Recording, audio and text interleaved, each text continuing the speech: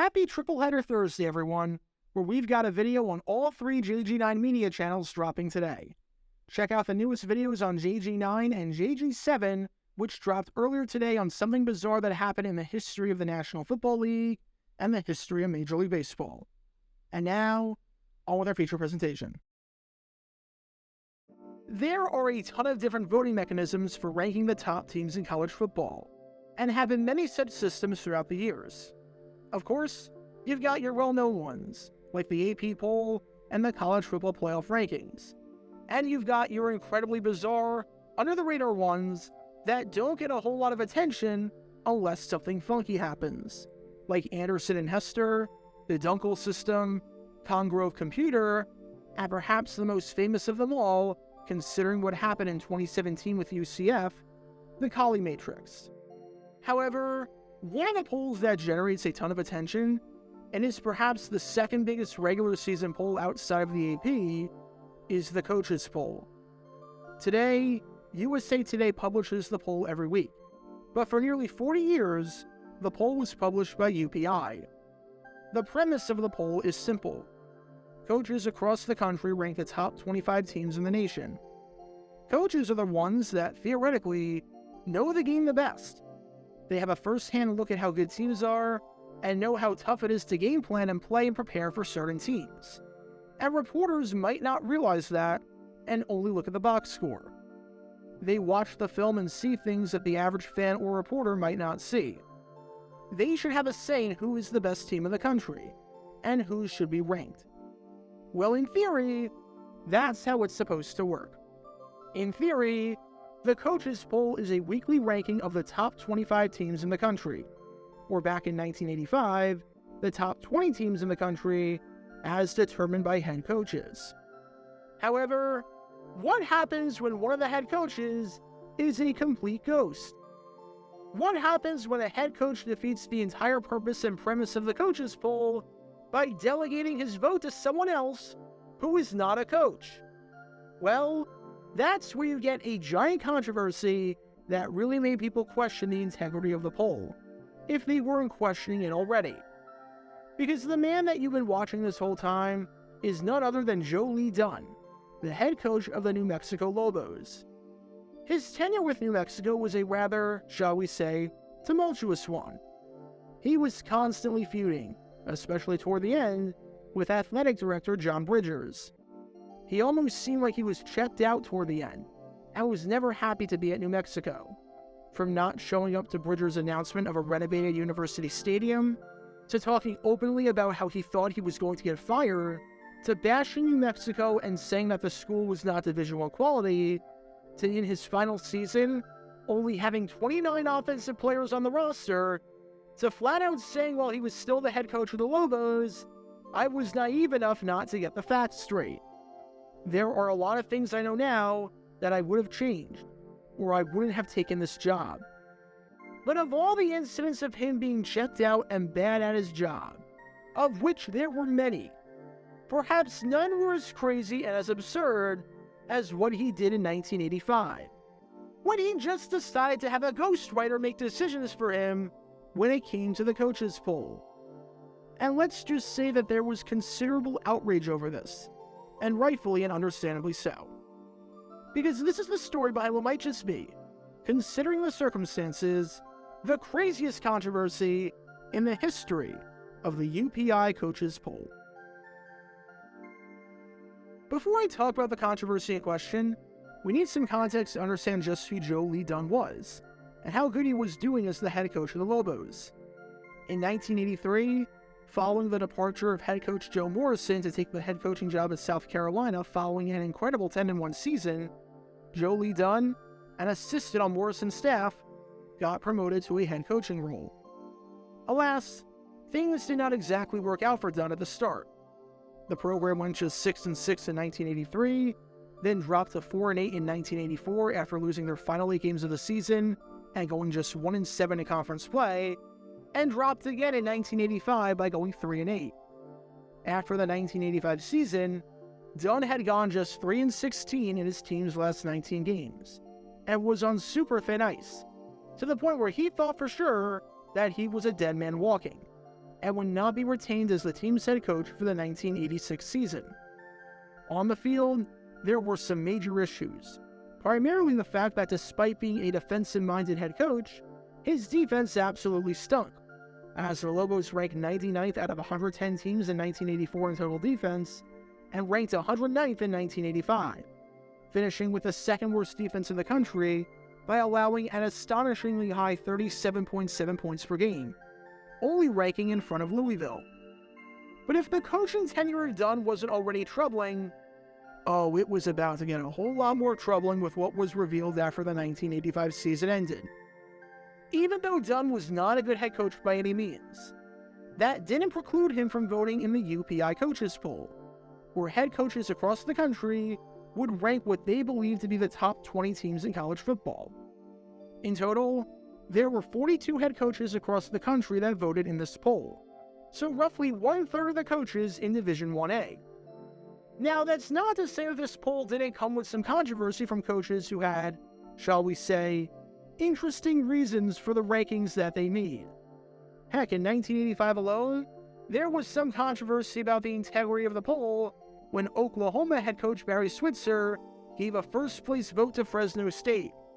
Switzer was good friends with Fresno State head coach Jim Sweeney, and said, "I told him I was going to vote him number one but deny it, so everyone would think he voted for himself. Now, I do not officially admit that I did it, but you are free to suspect it might have been Barry Switzer." However, even though some coaches might not have taken the poll entirely seriously, the premise of the poll was always that it was head coaches voting on the top teams in the country. Not writers, not random people, not assistant coaches, head coaches. That was it. Well, take a wild guess as to what Joe Lee Dunn did with his vote. That's right, he gave it to someone else. He delegated his duties bestowed to him as a voter to a man by the name of Nick Zansky, a second-year assistant graduate coach. How the agreement between Dunn and Zansky worked was simple. Zansky would fill out the ballot for Dunn and would send it off in his name. Now, to be fair to Zansky, from all accounts, he took this responsibility of his that should have never been given to him in the first place extremely seriously.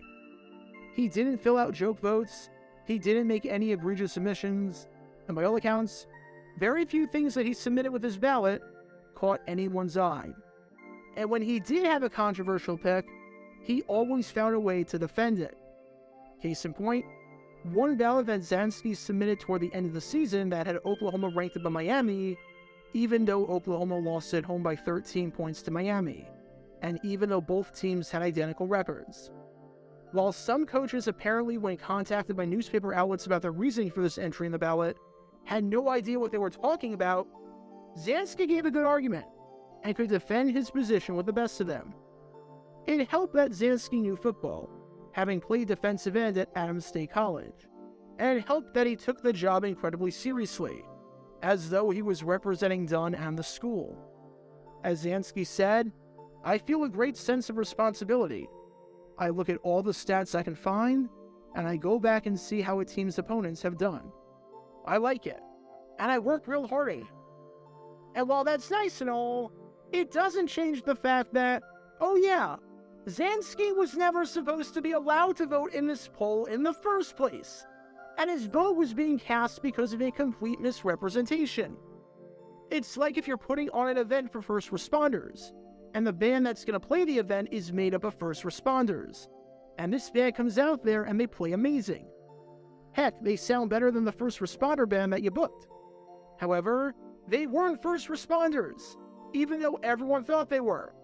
Like, yes, you did your job well, but you never should have been there in the first place, because that's not what we asked for. You completely lied about who you were. And here's the crazy part about all of this. No one ever had to know that it was Zansky and not Dunn who filled out the ballot. How would UPI or anyone else have found out? It's not like they had surveillance cameras following Zansky around and showing that he was the one who in actuality was filling out the ballot. It's not like they conducted fingerprint tests and revealed that something was off. They found it out because Joe Lee Dunn, who was completely checked out at this point, seeing as he thought for sure he was going to be fired after the 1985 season, was dumb enough to admit that he was the one filling out the phony ballots. As Dunn said on the ballots, most of the time, I approved what Zansky gave them, but there were probably a couple of times when I didn't approve it. And at this point, the UPI was absolutely fuming. One of the votes in the head coaches poll was being cast by someone who is not a head coach. And to say that UPI was enraged over this would be an understatement. As Dave Tucker, the sports editor for UPI, said on this revelation, "We'll have to speak to Mr. Dunn. We frown on that. He may feel there's a kind of ESP involved. We don't." Even other coaches and voters were upset that there was someone in the group who wasn't taking this job seriously enough to take the time to vote, who lied about everything, and who was essentially allowing an imposter to negate the effects of their ballots. As Pitt coach Serafino Fazio said on Dunn, "I vote myself, and I would imagine most coaches are pretty conscientious about it. But not Dunn. He put as much thought and effort into his ballot as a bad high school student puts into his group projects, which is to say that he let someone else do all the work, and he take the credit for it and pretend that nothing unusual happened." So you think after all of this that Dunn would be pretty severely punished for this, right?